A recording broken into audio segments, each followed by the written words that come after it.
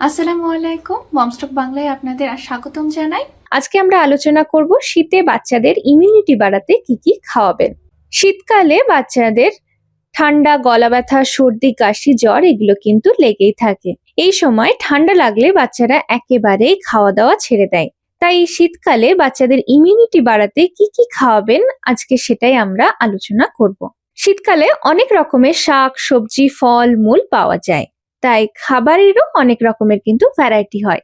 এর মধ্যে কিছু কিছু খাবার আছে যেগুলো বাচ্চার খাবারের তালিকায় যোগ করলে ইমিউনিটি গ্রোথ হয় এবং স্বাস্থ্য ভালো থাকে। শীতকালে আপনার বাচ্চার জন্য সব থেকে ভালো খাবার কিন্তু স্যুপ। সেটি ভেজিটেবল হতে পারে বা চিকেন স্যুপও হতে পারে, বা মাঝে মাঝে আপনি আপনার বাচ্চাকে সব রকমের সবজি যেমন গাজর, পেঁপে, বিটরুট এগুলো দিয়েও আবার স্যুপ রান্না করে দিতে পারেন। শীতকাল মানেই প্রচুর রকমারি শাকসবজির সমাহার। এই সময় বিনস, গাজর, মিষ্টি কুমড়ো, মটরশুঁটি, ক্যাপসিকাম, ব্রকলি, ফুলকপি সবকিছুই কিন্তু বাজারে অ্যাভেলেবেল থাকে। এগুলো দিয়ে আপনি আপনার বাচ্চাকে মিক্স খিচুড়ি তৈরি করে দিতে পারেন, আবার এগুলো বয়েল করে আলাদা আলাদা করে পিউরি করেও খাওয়াতে পারেন।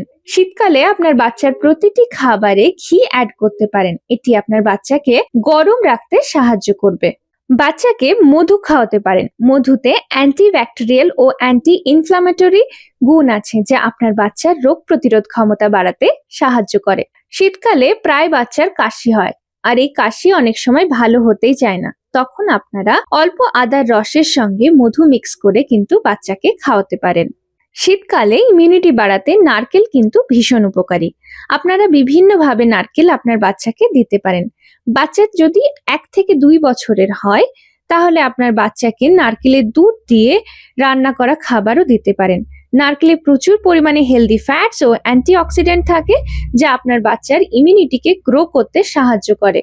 খেজুরে প্রচুর পরিমাণে ভিটামিন সি থাকে যা আপনার বাচ্চার ইমিউনিটি সিস্টেমকে স্ট্রং করে, এবং খেজুরে প্রচুর হাই ন্যাচারাল সুগার থাকে যা বাচ্চাদের এনার্জিকে বুস্ট আপ করে। তাই বাচ্চারা যে কোনো মিষ্টি খাবারে আপনারা চিনি বা গুড়ের পরিবর্তে খেজুরও ইউজ করতে পারেন।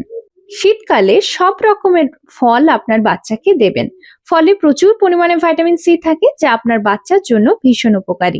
বাচ্চা যদি 1 বছরের ছোট হয় তাহলে বাচ্চাকে ফলের জুস দিতে পারেন।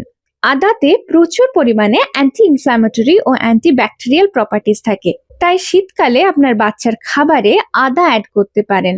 শীতকালে ভাইরাল ফিভার, সর্দি কিন্তু বাচ্চাদের লেগেই থাকে, তার জন্য রসুন ভীষণ উপকারী। রসুনে কিন্তু প্রচুর পরিমাণে অ্যান্টি ব্যাকটেরিয়াল ও অ্যান্টিভাইরাল প্রপার্টিজ থাকে। আপনার বাচ্চার জন্য রান্না খাবারে যেমন খিচুড়ি, সবজি বা ডালে রসুন একটু বেশি পরিমাণে শীতকালে ইউজ করতে পারেন। শীতকালে পালং শাক কিন্তু বাচ্চাদের জন্য ভীষণ উপকারী। এতে প্রচুর পরিমাণে vitamin C, iron, magnesium, vitamin K, calcium সবকিছুই থাকে। এক কথায় বলা চলে পালং শাক কিন্তু শীতকালে বাচ্চাদের জন্য সুপার ফুড। আপনার বাচ্চার ইমিউনিটি বাড়াতে প্রতিদিন না খাওয়ালেও অন্তত সপ্তাহে 3 থেকে 4 দিন আপনার বাচ্চাকে পালং শাক দেবেন। পালং শাকের স্যুপও দিতে পারেন আপনার বাচ্চাকে। আবার যদি বাচ্চা 1 বছরের ছোট হয় বা 1 বছর হয় তাহলে বাচ্চাকে পিউরি করেও খাওয়াতে পারেন। দুধ কিন্তু আপনার বাচ্চার জন্য সব সময়ই উপকারী, সেটি শীত হোক বা অন্য সময় হোক না কেন। কিছু কিছু বাচ্চা আছে যাদের শীতকালে হাত পা ভীষণভাবে ব্যথা করে, সেই সমস্ত বাচ্চাদের ডায়েটে শীতকালে 1 কাপ করে দুধ অ্যাড করতে পারেন। আশা করি ভিডিওটি আপনাদের ভালো লাগবে, আর ভালো লাগলে অবশ্যই আমার চ্যানেলটিকে সাবস্ক্রাইব করবেন।